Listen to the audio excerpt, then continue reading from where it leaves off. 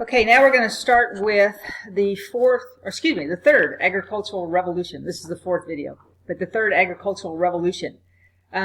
This revolution is associated with the biotechnology industries, right? It's not necessarily producing more land or better equipment, but it's changing the plants themselves to increase and expand agricultural production. Okay, when we use the word biotechnology, we're talking about technology that is designed to manipulate seed varieties to increase crop yields, right? So to do that, they rely on a process called hybridization, where they take the best of one seed and the best of another seed and put them together in order to try to produce a better plant. It produces a more stable crop, meaning it's more reliable. We know that they're going to be able to get that, more from that crop. It intensifies the use of technology, particularly fertilizers and pesticides, and does expand the use of irrigation, right? And then also, like we saw in the very first slide when we talked about the soybeans in South Dakota, right? It's expanding land use. So we're going to be able to plant in places that we haven't been able to plant before. This started back in the 1930s with seed manipulation, right? And particularly corn. Corn started the whole process, but the plant that we are really going to use as an example of how successful biotechnology can be is rice, right? Rice is a food that is eaten all over the world. It's a staple in many diets around the world. And IR8 is the first variety of rice that was used that helped, just produce so much more for people to eat in their diets. Right? Oftentimes you'll hear the third agricultural revolution referred to as the green revolution. And it's not because it's green as in using our energies more efficiently. It's green because it's dealing with plants, right? It's use of biotechnology to create plants that are more disease resistant, that grow faster, particularly for staples, things like rice, wheat, and corn. The Green Revolution comes about because of the concerns for world hunger. If you guys go back to the time we talked about Thomas Malthus and his prediction that we would not be able to feed our exponentially growing population. But biotechnology deals with that issue, and it deals with developing agriculture that will help to exceed our population. Right? It doesn't help everywhere at first. Right? Africa and other places have not done as well as places like Southeast Asia, South Asia, and East Asia, particularly because of their climate. Right? They are in a monsoon-type climate where they get plenty of rain in a tropical rainforest-type climate. And so rice, as you see in the picture here, is grown in paddies, rice paddies with water. So if you got water, right, you can grow more. It is making some changes, some benefits in Africa at the moment, but not as much as you've seen in other places.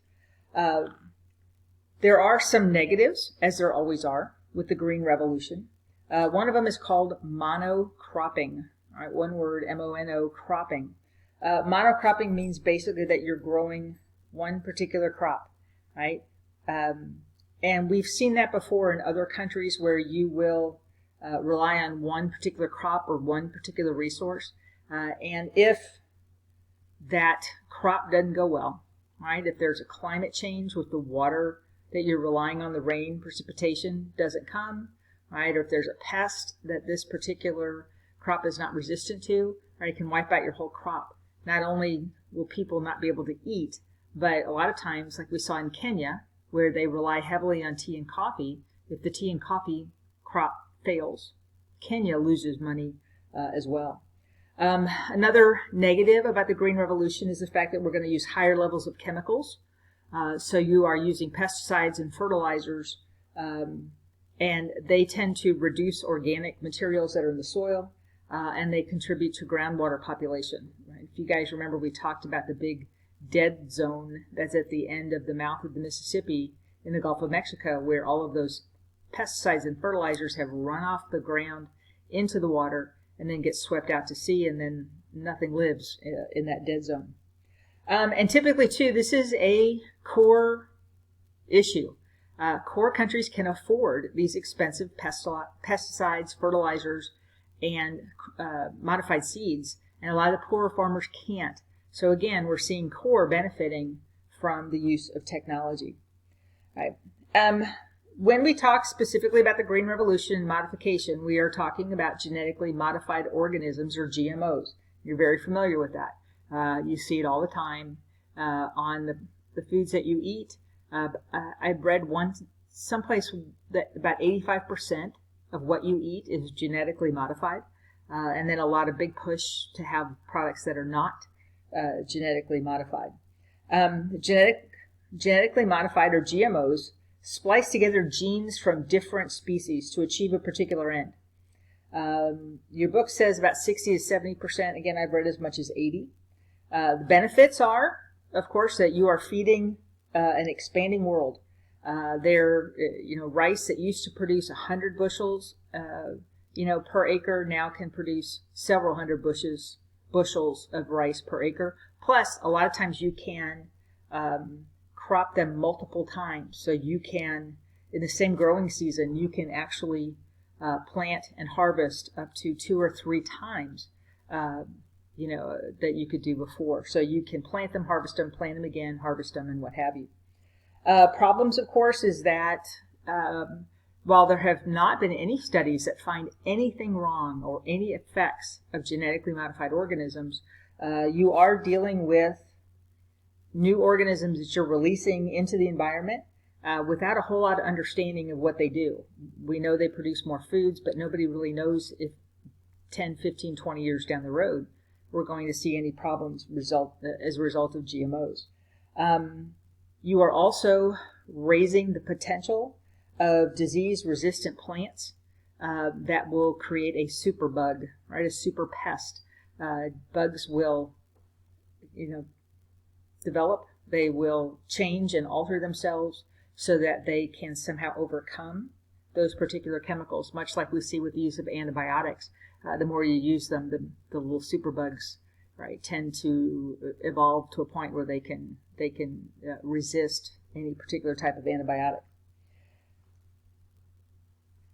Because we have things like GMOs and biotechnology, right, you've seen some shifts from a traditional subsistence agricultural culture, right, to a more commercial agricultural culture. And that has had some dramatic effects with regard to the change of life, particularly for people in rural areas, not necessarily urban, right? Land use patterns are changing.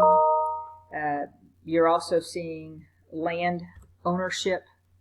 Oh, there's that little thing again. We'll just move that over there. You're seeing land ownership change, right? As more commercial farms become available, you'll see larger corporations, oftentimes foreign corporations, come in and buy up more land and take land away from the subsistence farmers.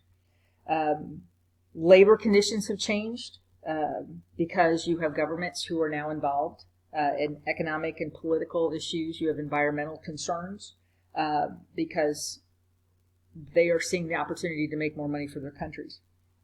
In Latin America, you have seen a great increase in crops that are grown for export only, not meant to feed the people of Latin America, meant to export out to places in the world.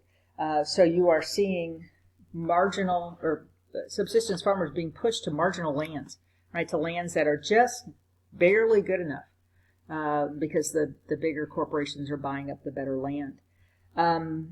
In Asia, you're seeing more and more cereal crops like wheat and rice grown for both export and domestic consumption. And here we are, in this slide, we are in the country of Gambia in sub-Saharan Africa. You're seeing more and more commercialized agriculture in sub-Saharan Africa, but African farms are still really small. They are dependent upon intense manual labor, right? Meaning that it's like a 24-hour-a-day job.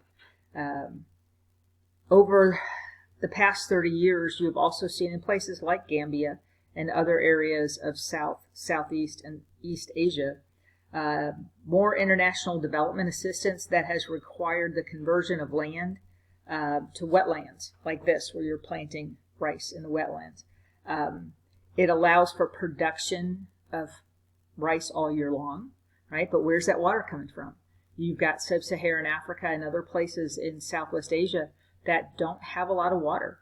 And now it's being diverted to make rice paddies to grow rice. A lot of these wetlands used to be lands that were farmed by women, right, in subsistence farming, because we've seen that in Africa before.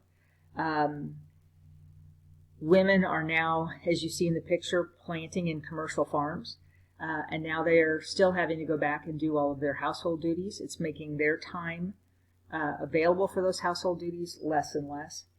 And it is also indicating in ways that we hadn't seen before that the international world is starting to see that women in areas like this are doing most of the agricultural work, right, as men leave to go to the cities to do all kinds of work. So not only is it changing the land, but it is also changing family dynamics, community relationships, right, that sometimes get overlooked. All right, let's move on just for a little bit, and we'll look at what the impacts of agricultural modernization has had on earlier practices, right? In the modern world, right, when we talk about the end of hunter-gatherers, we're looking at an economy that was kind of pushing them to change the way they made money, right? When we started to fence in areas like we saw in England, right, you kind of put an end to hunter-gatherers because they tend to roam wherever they want.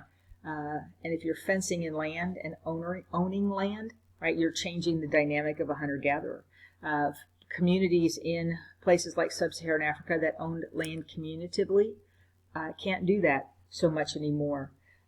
They are encouraging people to change the way they have done their agricultural business for hundreds and hundreds of years. Unlike hunter-gatherers, subsistence farmers are still very common. And we're going to look at that next slide, right, where you see world regions of primarily subsistence agriculture. And in the shaded areas, again, sub-Saharan Africa, South America, and particularly Southeast Asia and the islands of Southeast Asia. Systems of cultivation haven't changed very much over the years. And these areas are the strictest definition of subsistence. These are people who only grow enough for themselves and for their families. Building materials for homes are found out in the natural world. They don't really engage in a cash economy like the rest of the world. And they oftentimes don't sell very much outside of, what they consume for themselves. So periodically they will, but not very, very little. We used to not like subsistence farmers, right? And a lot of times in a lot of places around the world, we would push people to be more modern, right? To be less like their ancestors and more like what the modern farms are supposed to be. Why? We wanted them to sell cash crops, right? We wanted them to participate in the world economy, pay taxes, because countries like taxes. That gives them money to do things and build infrastructure. And most subsistence farmers have never had to pay taxes because they never engaged in a cash economy. There are pushes, predominantly if you look in Brazil, right, there's a lot of push to get people who engage in subsistence agriculture off their land. The government allows people to just come in and take people's lands without, paying for them, without any repercussions. And so small farmers are losing their lands to wealthy owners. And in effect, society loses because there are benefits to subsistence farming, particularly the fact that they're more organic and they are beneficial to the soil where commercial farming tends not to be.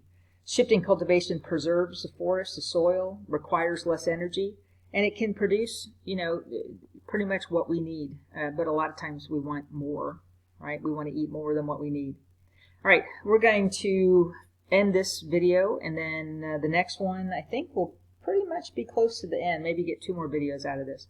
So go ahead please and answer the questions that you'll see at the end of the video, or in the next section.